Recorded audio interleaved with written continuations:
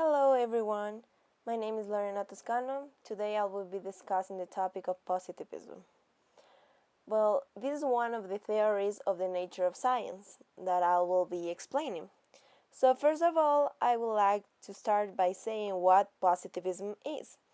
It is not what it sounds because we always when we hear positivism we are thinking about happy people or good thoughts and stuff, but actually it's a philosophical theory that states what is true.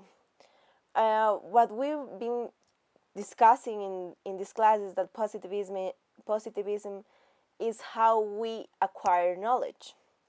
Also, what we've been saying is that the positivism is against of metaphysics, that is another branch of philosophy that will explore the fundamental questions of the concepts like being, existence, and reality. The thing is that metaphysics was very abstract against positivism that tries to that know where the knowledge comes from because it comes from experience, from things that are actually true. So that's why it goes against metaphysics. So, where does positivism come from?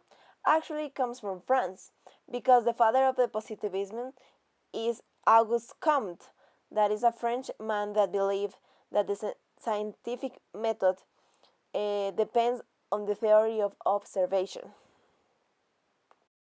This was brought on the 19th century, and sometimes it was thought that this man, Auguste Comte, was the first philosopher of science in the modern sense of the term.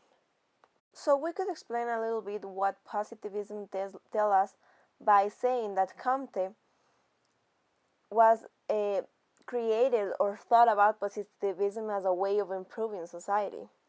So it was because on that time the French Revolution had destroyed the old social and political system. So in terms of implications for interculturality, we observed three aspects.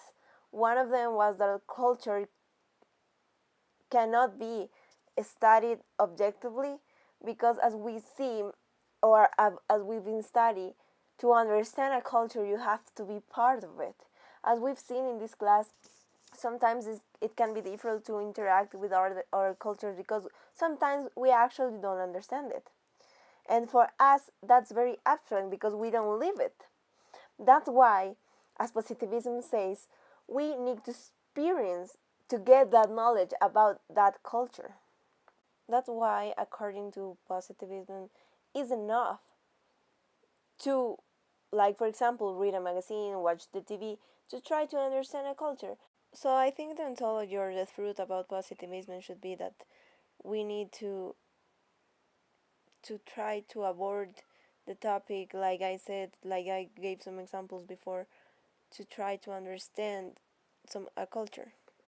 So the epistemology would be in this case that we can get the knowledge from the experience because we need to like know about it. We cannot learn that like basically in our daily lives because we are not part of a different culture, so we need to experience our culture to get to know it. And finally, the value or axiology, it is the terms of respect, because if you get to know another culture you can respect it. I think the best example will be our path of learning in these weeks because we've been experiencing a lot of all of a culture, but in a way we will never be be capable of acculturation in its total. But in a way we are trying. I mean, we are not trying to get other cultures because we were not talking about that. We are talking about the principles. But in a way, we've been learning about it because, for example, I learned about Jewish culture in the red cow topic, and that's a way that we've been learning and talking about, and that's what positivism encloses.